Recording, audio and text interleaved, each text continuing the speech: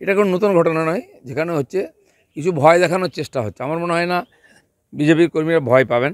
এই ভয়ের বিরুদ্ধে লড়াই করে আমরা দূর পৌঁছেছি। এবারে শেষ ধমকি চমকি ওরা দেবে, তারপরে কী হয় সেটা আমরা ঠিক করব। আপনি বাইরে ছিলেন বা মোদিজির সঙ্গে ব্যস্ত ছিলেন, একটা ঘটনা ঘটে গেছে রাজভবনের বিরুদ্ধে সরাসরি, রাজ্যপালের বিরুদ্ধে সরাসরি একটা মারাত্মক অভিযোগ উঠেছে এবং যেটা বলা হচ্ছে যে অভিযোগটা প্রথম নয়, ওই মহিলার ক্ষেত্রে আগে হয়েছে, আরেকজন ডান্সারের ক্ষেত্রে তার আগে হয়েছে। অর্থাৎ রাজভবনে এ ধরনের কার্যকলাপ চলছে এমনটা তৃণমূল কংগ্রেস টুইট করে অভিযোগ করছে।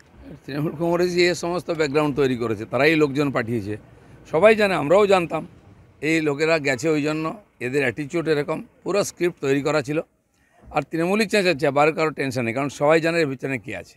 প্রথম দফা না, টিএমসি সরকারের যে অপকীর্তি তার বিরুদ্ধে বললে, ওনার বিরুদ্ধে এখনও তো কেস করতে পারেনি ওরা। কেসও করবে, তাকে কালো ঝান্ডা দেখিয়েছে, গো ব্যাক বলেছে, তাও আটকানো যায়নি। এখন এটাই শেষ অস্ত্র। টিএমসি কথায় কথায় মহিলা মহিলা মহিলা বলে, মহিলাদের ইউজ করে ওরা, মহিলাদের সম্মান করে না। এখানেও দেখা গেল একজন মহিলাকে ইউজ করা হয়েছে। দেখা গেল এই পরিপ্রেক্ষিতে 8 সদস্যের একটি বিশেষ অনুসন্ধান দল গঠন করেছে, স্পেশাল ইনভেস্টিগেশন। আদৌ কি এটা কে করেছে? লালবাজার পুলিশ। ঠিক আছে, এটা তো পুলিশ করবেই, কারণ একটা কমপ্লেন আমার নামে আপনি করুন, সঙ্গে সঙ্গে অনুসন্ধান দল হয়ে যাবে। বাকি হাজার হাজার কোটি টাকা লুট, খুন, ধর্ষণ, আর সন্দেশখালিতে মহিলারা রাস্তায় দাঁড়িয়ে বলছেন তাদের উপরে কী হয়েছে, কজন অ্যারেস্ট হয়েছে? তারাই বাড়ি থেকে টিএমসি নেতাকে কলার ধরে টেনে নিয়ে এসে জুতো পেটা করে পুলিশে হাতে দিচ্ছেন। পুলিশের কি যোগ্যতা আছে আর সরকারের কি ইচ্ছা আছে আমরা জানি। তো সমস্ত ভারতবর্ষের সম্মানীয় পদ, সম্মানীয় লোক, তাদের কী করে অপমান করতে হয় সেটা ওরা দেখিয়েছেন। রাষ্ট্রপতি, প্রধানমন্ত্রী, গৃহমন্ত্রী, নাড্ডাজি থেকে আরম্ভ করে রাজ্যপাল, এমনকি হাইকোর্টের বিচারপতি মহিলা, তার স্বামীকে পর্যন্ত ধরে নিয়ে আসে সিআইডি দিয়ে ডাকা হচ্ছে তার মুখ বন্ধ করার জন্য। তো টিএমসির যে এই যে মানে নিকৃষ্ট রাজনীতি, এটাই তার পতনের কারণ হবে, আর হয়ে গেছে। মানুষের চোখের সামনে নিজেকে ওরা এক্সপোজ করে দিয়েছে। তৃণমূল কংগ্রেসের সঙ্গে কুণাল ঘোষের একটা খুব দারুণ যুদ্ধ শুরু হয়ে গেছে। এসব মক ফাইট থাকে, আমাদের এ নিয়ে চিন্তা নেই। কিন্তু কুণাল ঘোষ সরাসরি বলছেন এটা ভুল, ওটা ভুল, নিয়োগ দুর্নীতিতে আগে ব্যবস্থা নেওয়া উচিত ছিল, সন্দেশখালিতে আগে স্টেপ নেওয়া উচিত ছিল। শুনুন, অন্নদাসদের কথার কোনো গুরুত্ব নাই। খাবো ওই বাড়িতে, থাকবো ওই বাড়িতে, লাথিও খাবো, মুখও খুলে, দুটো হতে পারে না। দম থাকলে বেরিয়ে এসে রাস্তায় বলুন আর লড়াই করুন। এরা লড়াই করেছে, সময় তার সঙ্গে থাকবে। দিলীপ ঘোষ লড়াই করেছে এই অপকীর্তির বিরুদ্ধে, তাই কেসও খেয়েছে, মারও খেয়েছে, আজ পাবলিক তার সঙ্গে আছে।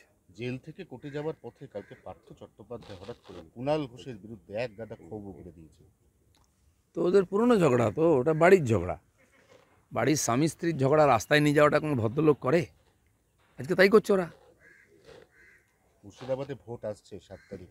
মুর্শিদাবাদ এত সেন্সিটিভ যে বেনজিরভাবে মুর্শিদাবাদে সবথেকে বেশি কোম্পানি মোতায়েন আছে এবং মুর্শিদাবাদের ভোট ওই দিন করা যাবে কি না হনুমান জয়ন্তীর পরিপ্রেক্ষিতে, সেটা একটা বড় প্রশ্ন। দেখুন, এইসব ভোট ইত্যাদি হাইকোর্ট বলেছে বা ইলেকশন কমিশনও বলছে, আমরা জানি পরিস্থিতি কী আছে। আমিও বহুবার গেছি বহু জায়গায়, ওখানে আইন শৃঙ্খলা বলে কিছু নেই।